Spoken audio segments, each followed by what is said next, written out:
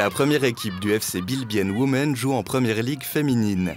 L'équipe réunit des joueuses de la région tombées dans le monde du ballon rond quand elles étaient petites. J'ai commencé lorsque j'avais 9 ans et j'ai commencé avec des garçons. Mais après, j'étais pas tout à fait à l'aise parce que j'étais la seule fille dans l'équipe. Et après, lorsque j'avais 10 ans, j'ai changé. Chez les juniors féminines, c'était assez juste. J'ai commencé chez les moins de 15 et on devait aller aider les moins de 19. Dans le football, être sous-représenté par rapport aux hommes, c'est aussi le cas des arbitres et des entraîneuses notamment. Quand j'ai commencé, la plupart du temps, j'étais la seule femme, c'était des classes d'hommes. Depuis 2-3 ans, il y a plus de femmes qui deviennent entraîneuses, mais de mon temps, à l'époque de mon diplôme, j'étais toujours la seule femme en classe.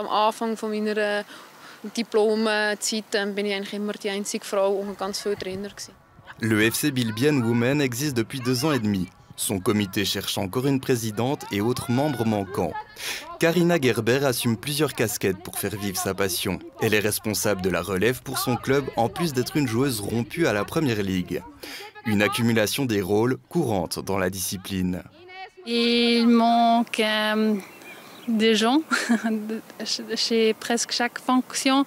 Il manque encore des supporters. Il manque des fois du staff, mais je pense s'il y a quelqu'un qui est bien, ils sont déjà dans un club un peu plus haut. Il manque encore d'infrastructures, alors aussi l'égalité qu'on peut utiliser l'infrastructure comme une équipe des hommes. Pourtant, le football féminin connaît un essor véritable en Suisse.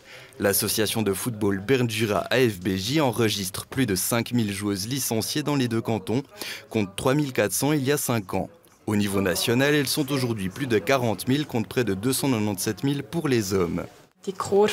La courbe monte constamment et on peut s'attendre que ça continue, en particulier avec l'Euro qui aura lieu cet été. Et se servir de la compétition pour propulser la discipline, c'est justement le but que s'est fixé l'association suisse de football ASF. Son projet Legacy 2025, mené conjointement avec l'UEFA, vise à doubler la représentation féminine dans le football suisse, et ce, à tous les niveaux.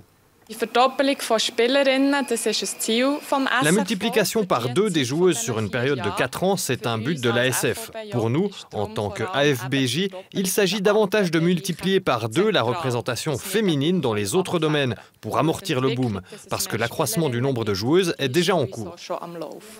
Des objectifs gourmands que l'ASF comme l'AFBJ entendent atteindre via des événements promotionnels et des offres de formation pour les femmes par exemple.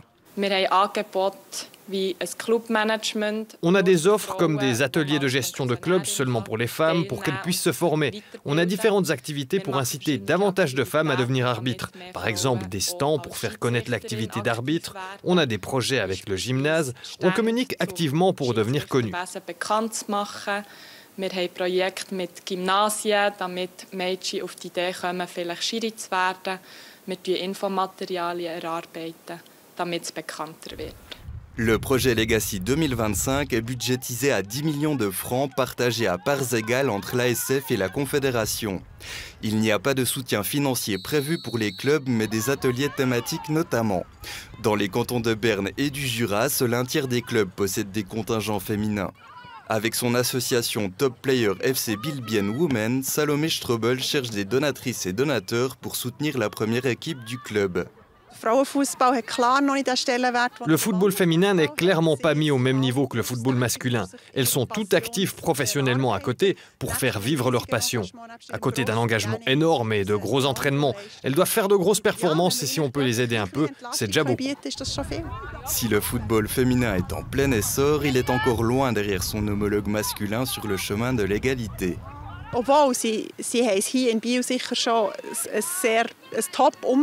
À Bienne, elles ont déjà un super environnement, mais en comparaison avec les hommes, on le voit, elles jouent sur un terrain secondaire, derrière un grillage.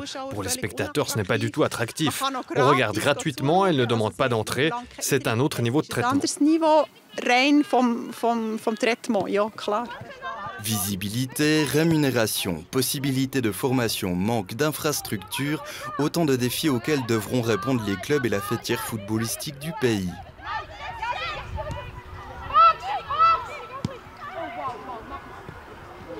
Ici à Bienne, avec les terrains synthétiques, il faut toujours regarder qu'on peut utiliser une demi du place. Le but, ça sera, si on monte dans la Ligue nationale B, qu'on peut plusieurs fois jouer sur un terrain entier. Les hommes de notre équipe de Bienne, ils ont même payé pour jouer au foot. Mais on joue au même niveau, on est 3e niveau, plus haut niveau en Suisse. Tandis que les femmes jouant en 3e division s'acquittent d'une cotisation annuelle de 300 francs. Ce samedi, elles se sont imposées 1-0 contre Holligen. Le FC Biel Bienne Women est 5e du classement, à 2 points du leader. Il espère un jour retrouver la Ligue nationale B. On termine cette émission avec un aperçu des résultats sportifs du week-end.